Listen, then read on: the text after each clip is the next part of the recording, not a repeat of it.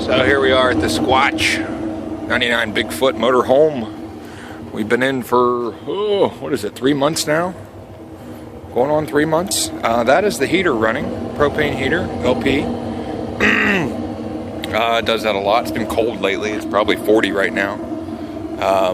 It cycles a fair amount, even though I think it's a pretty well insulated motorhome. We've been going through the propane lately. I'll take you around here and show you where the propane is kept. Supposed to get down to 20 tonight. I just topped off, filled these tanks up. So that is my main propane tank up there at 20 gallon.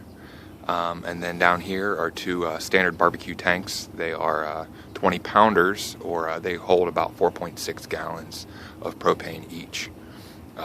Currently the onboard tank is empty. I filled it when we first moved in, and that lasted for 6 weeks or more, I don't know. And that's just heating the water and the running the refrigerator and doing some cooking. That tank does need to be refilled. I would like to just keep it as a reserve and not use it unless I absolutely have to, or for some reason these two tanks here are emptied and I'm not able to refill them. But that in time. So what I did is, instead of just taking the whole motorhome in and filling it, I wanted to have a setup like this with portable propane. So I installed this Y adapter. You can buy these at a lot of RV supply places. I got this one at Camping World. It was about $78. Comes with a hose, and it allows you to tie in portable tanks into your system. So it goes in here on the high pressure side before the regulator on the tank side. And I think once I started using these, and it was pretty much when it started getting cold, when we started using the heater, I was getting on average about 6 days out of a tank. That number has gone down. It's been cold the last few days, went down to about 3 days, and then most recently 2 days. And I switched over to a full one yesterday. Yesterday about this time, it's about 5 p.m. or so, 4 or 5 p.m.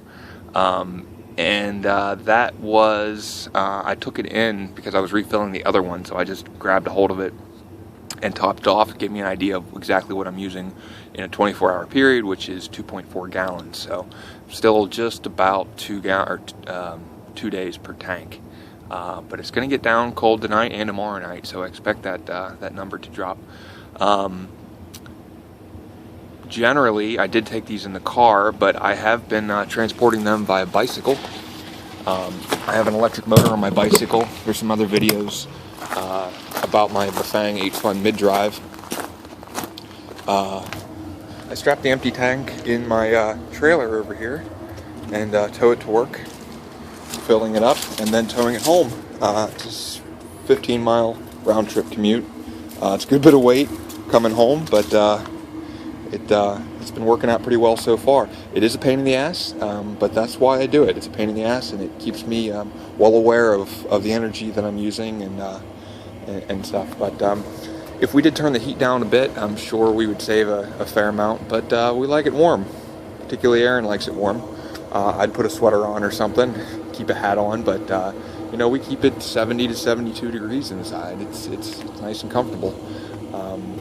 I've shot the sides and around the windows and a few places with an infrared thermometer, and there's definitely heat loss through these metal frames. It's metal the whole way through. It caps. It's two pieces. There's a clamp on the inside that holds the window inside the hole.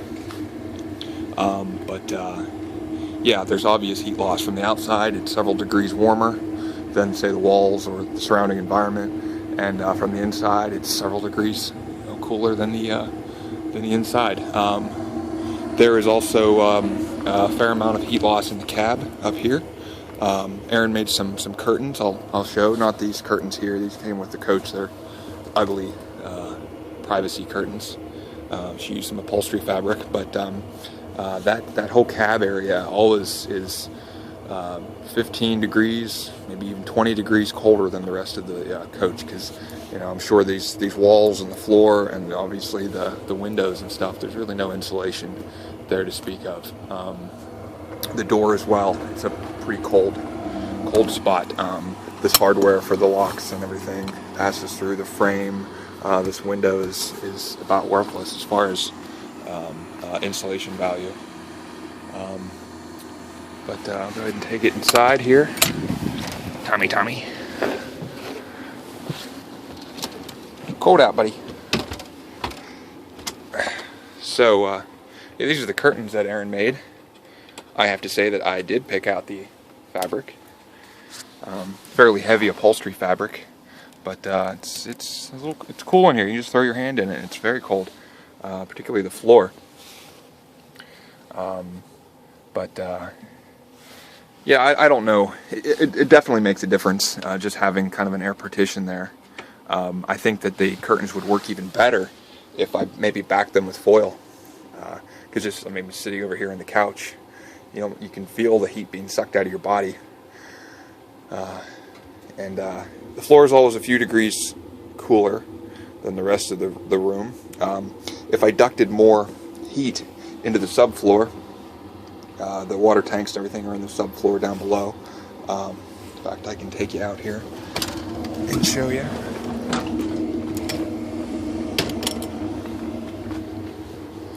But there is a vent that runs into the basement here.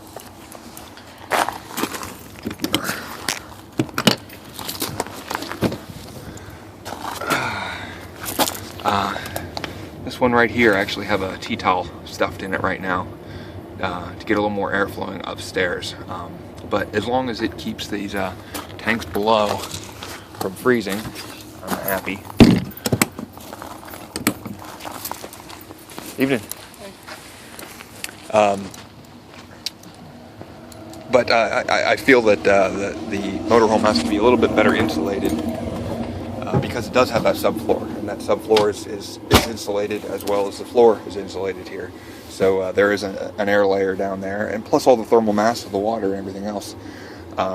So I'm sure if I heated that area a little bit better, make the floor a little more comfortable. But right now, this is what I'm dealing with. Yeah, other than that, as far as heat, like I said, I throw the infrared thermometer around, and we have the vent there. We have a vent in the bathroom here, and a vent in the rear room. When it was rainy, and it will be rainy again shortly enough, the humidity gets pretty high in here. It doesn't take very much. I run this dehumidifier here, and that seems to keep things well under control. And don't have too many concerns about mold or mildew in here. And it has the added benefit of providing some heat from the heat of the condensation of the water.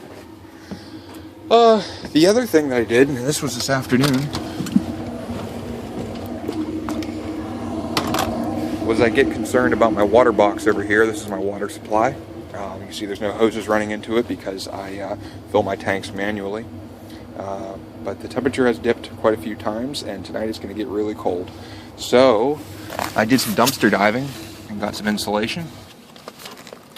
And you can see that this is R7.5 rigid in the walls here, and then there's two layers up here, and it's stepped in, so it actually fits in there pretty snugly. There's a little bit of a bubble insulation in the bottom. I chose not to insulate the bottom very well because I wanted to have the effect of the thermal mass of the ground and not try to enclose the whole area. I want to keep this, ground temperature, if not warmer, possibly. And then the jug of water here is just to add a little bit of thermal mass, keep the temperature from fluctuating or dropping too rapidly. And there's a thermometer down there. It says 50. I'm not sure what the outside temperature is. It's probably 40 right now. So that should be interesting. Later on tonight and early in the morning, I'm going to check to see what that pissy little thermometer has to say. Shoot the infrared in there as well. But I think as long as we don't get sustained low temperatures for a few days, that's going to keep my water line from freezing. I'd like to avoid putting heat tape in there, if at all possible. I do have a thought I'd like to utilize this heat coming off of my propane heater for something. And I suppose if the motorhome were backed up a little more, I would actually seriously consider getting some flexible exhaust pipe and just directing the heat right into that box there with an exhaust port on it, of course, so that the not obstructing the airflow. It'd probably be a little bit of overkill, a little bit too much heat, but the other idea is designing something, getting a piece of pipe running off of this and building a small little insulated box that I could have a water jug or two in there that would keep warm. And if I knew it was going to get cold at night, we could just toss it in there and observe how the temperature changes overnight into the next day. Sounds like a pain in the ass, and it probably would be, but I think I might do it anyway, because it keeps me well aware of how the environment around me is changing and what I can do to mediate those changes. So yeah, anyway, that's it for now. I do have a few other things to talk about, but save that for another time.